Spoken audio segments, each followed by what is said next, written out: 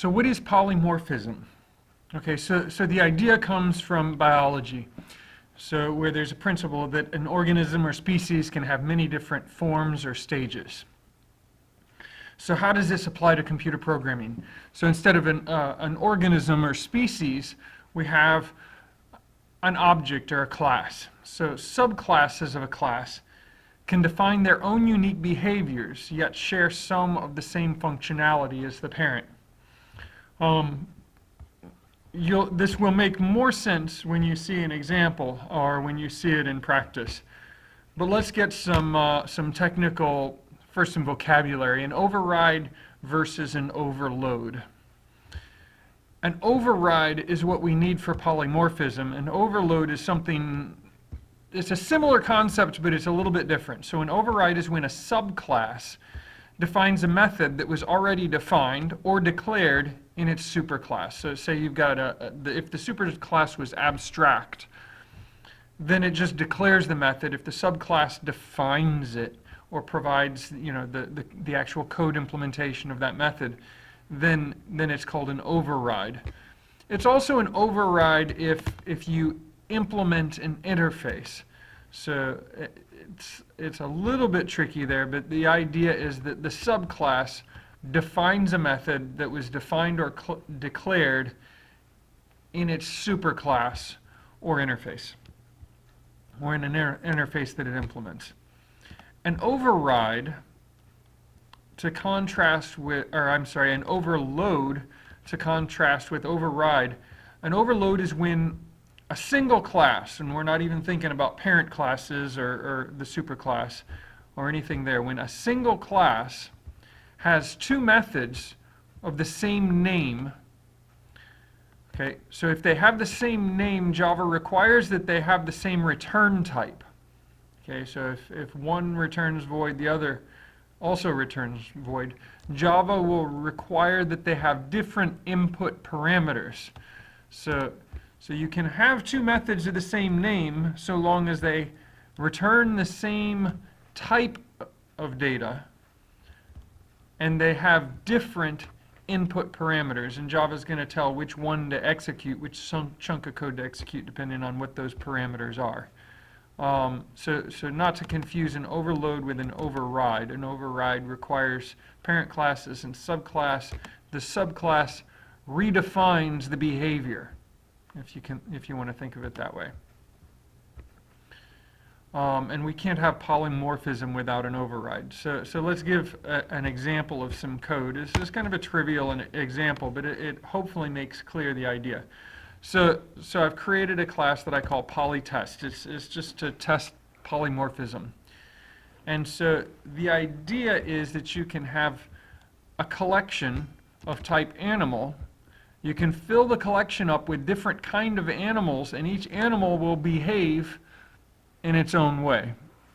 So here, the superclass is animal, and I've created a method inside of animal called make noise.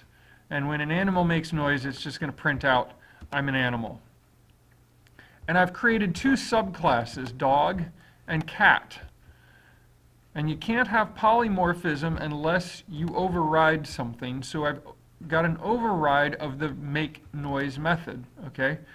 So dog inherits the make noise method from animal, but it goes ahead and rewrites that itself. So when a dog makes noise, even though it's an animal, it extends animal, it'll make noise by printing out woof. And a cat has overridden the make noise method. So instead of printing out I'm an animal, it will print out meow.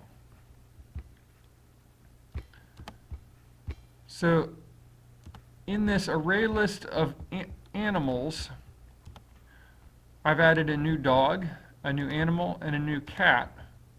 And then I've just gone through and told each of the animals to make noise. And the dog makes noise by printing out woof. The animal, well, they're all animals, but the one that is neither a dog nor a cat, it's of the superclass animal type, it prints out I'm an animal, and the cat prints out meow. So the idea, polymorphism, it changes. the object will behave according to the subclass's type.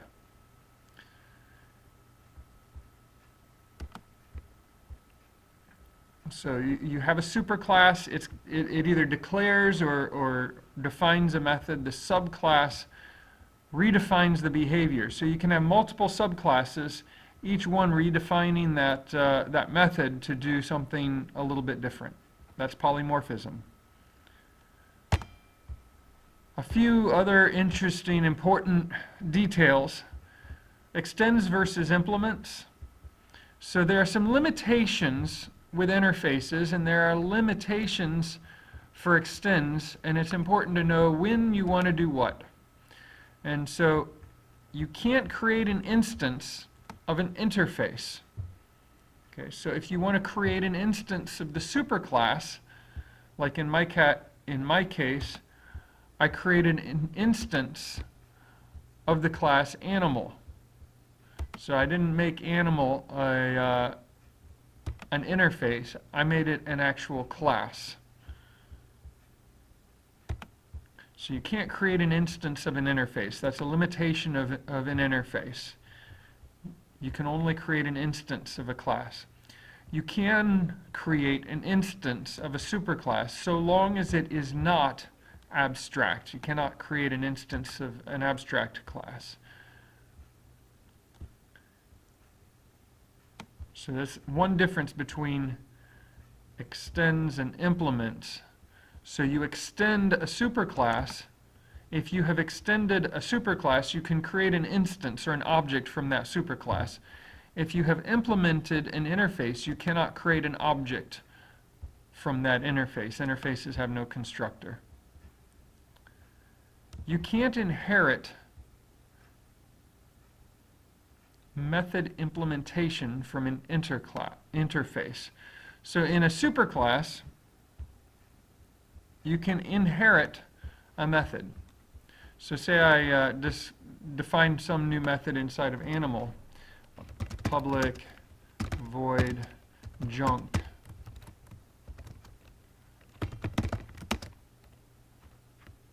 I don't know, do some junk. And in polytest, I tell all of my animals a dot do some junk.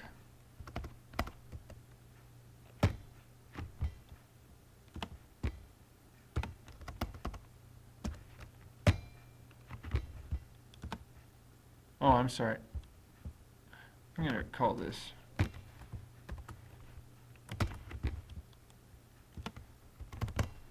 all right, do junk, and it prints out some junk. So I can tell all the animals to do junk. Each animal makes its noise and then does some junk. The dog says woof and then does some junk. The animal says I'm an animal and it does some junk. The cat does meow and it does some junk. Now notice in dog, I have not made a do junk method, but the dog inherited it from animal. Okay. If animal had been an interface, then I could not have written that method, that public method in the animal class that was then inherited by the subclasses. So you can't inherit a method implementation from an interface. All public methods defined in the superclass will be inherited. Okay. So this is a contrast. You can't inherit from the interface, but from a superclass or from extends, you can. Can't extend more than one class. So both of these were limitations of the interface. Now we're getting to the limitation of a superclass, okay? So there's a limitation. Interface and implements, extends and superclass. The limitation of extends, or the limitation of a superclass, is that you can't extend more than one class. So the reason for having an interface at all is because you can implement as many interfaces as you like. It's useful for that reason. So those are some important details to know about Java. Variable type versus object type. So this is something that confuses a lot of people until it's carefully explained. The variable type determines what method the programmer is allowed to call. If you try to call the wrong method, Eclipse will complain. So this is kind of important. If I go back to polytest, say I create a variable of type animal.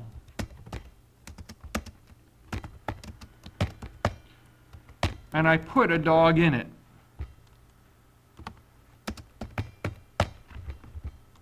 Okay? So I have a variable test of type animal.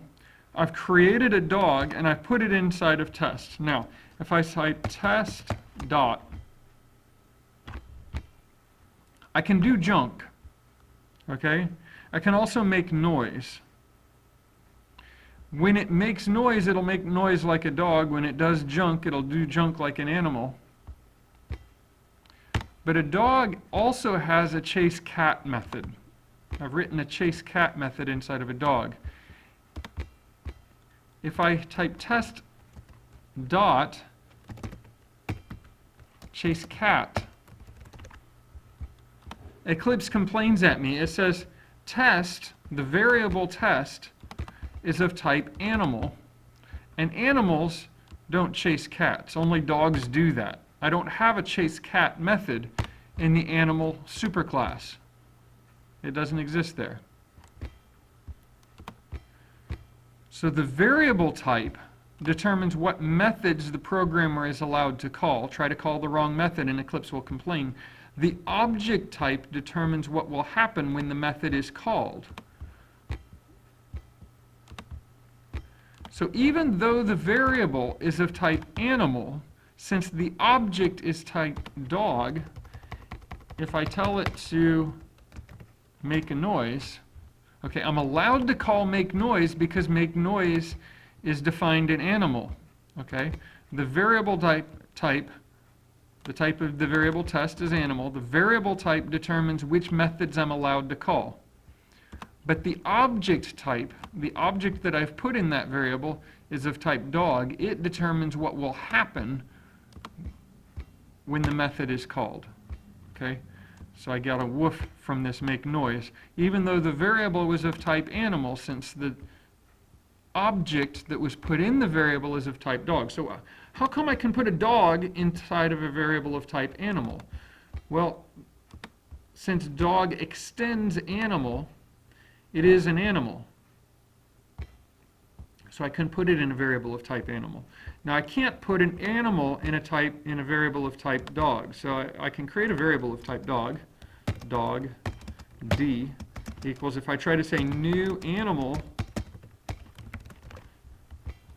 Eclipse complains at me. Okay, the hierarchy, a dog is an animal, and a dog is a dog. And a cat is an animal, and a cat is a cat. But a cat is not a dog, and a dog is not a cat. An animal is not a dog. So the superclass cannot be stored in a variable of the subclass type. So Eclipse complains about that.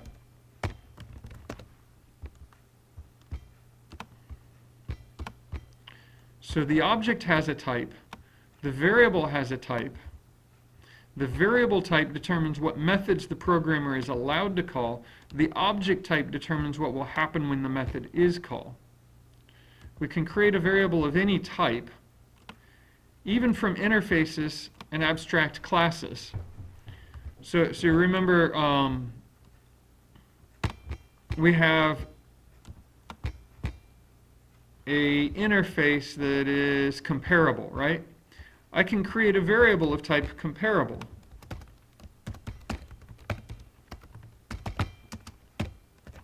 Okay? No problem with that. Comparable is an interface. I have a variable of that type. That's okay. But I can't say new comparable.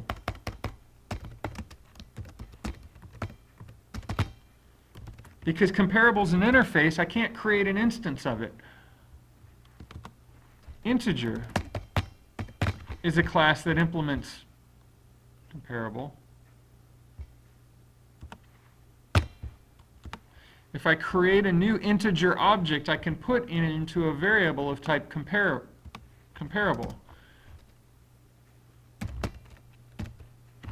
The comparable interface requires that you implement the compare_to method. So from this variable, because it's of type comparable, I could call the compare_to method. It would be silly to do all that. But the idea here is that you can create a variable of the interface type, but you can only create objects from classes, okay? You can't create an object or an instance. Another word for object is instance. You can't create an instance of a class, or I'm sorry, you can't create an instance of an interface or of an abstract class. So you have to have a concrete class to create an object, create an instance. Okay? So those are some details about polymorphism. I hope that helps. I hope it demystifies some things. The program here was not complicated. It was not particularly useful except to illustrate some concepts. I will, in the later part of this assignment, show you a more complicated application where it makes use of polymorphism. It shows the practical nature of it. It's in a simple program. It's good for illustrating what's going to happen, but it's not good for illustrating why it's useful. So we need something a little more complicated to do that. Watch the next video.